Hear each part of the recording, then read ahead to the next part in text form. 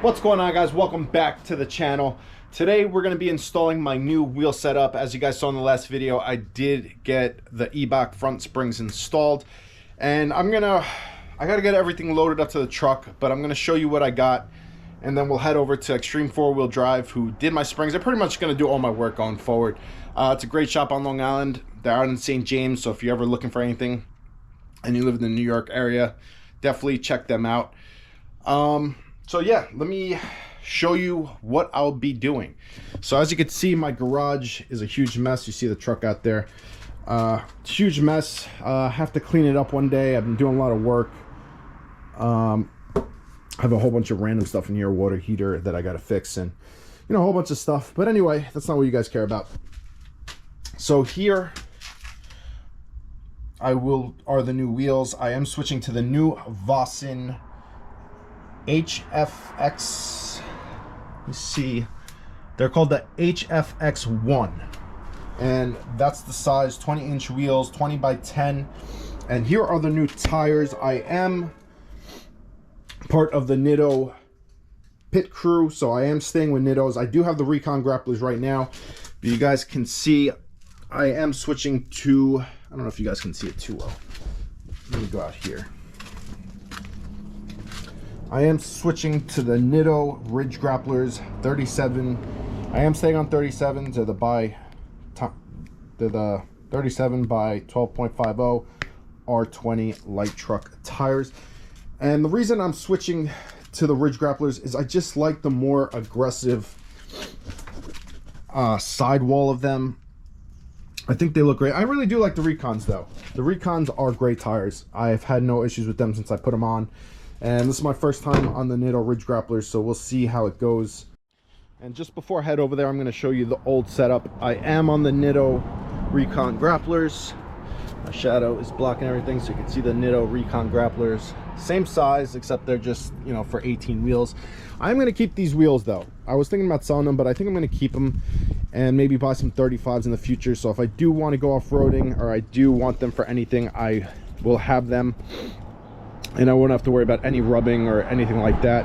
The only thing is, with the more aggressive offset, if I do go off-roading, there's a possible chance I could probably take off a fender or something like that. So that's the setup there. So it'll all be changing, and I'll give you a little front view of what it looks like. So this setup with the +3 definitely keeps it nice and flush against the fender. It's a really good look. All right, guys, it's probably like 2 months later after I started recording the video about the wheels. So just a little update.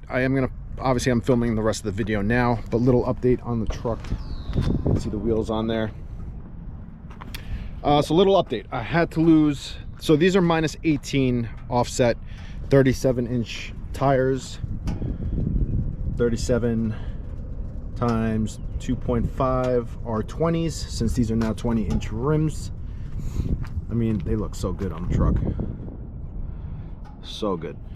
But little update, I had to lose the mud flaps, and then I thought I was rubbing on this little bolt on the inside that matched these, so I switched it to a little, it's actually rusting, but a little screw, more of like a flathead, and I was hoping that was going to take care of it, but unfortunately you could still see it.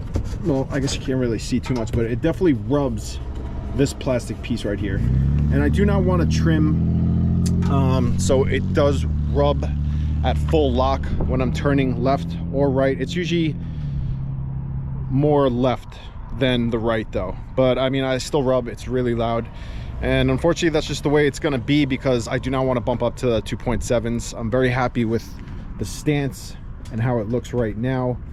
Eventually, once I put the spare in the back, I will probably have to do the back springs. I do not have a spare right now, so I mean, this is the way it looks. Very happy with it. If I could go back though, I probably would have powder coated these silver springs to black.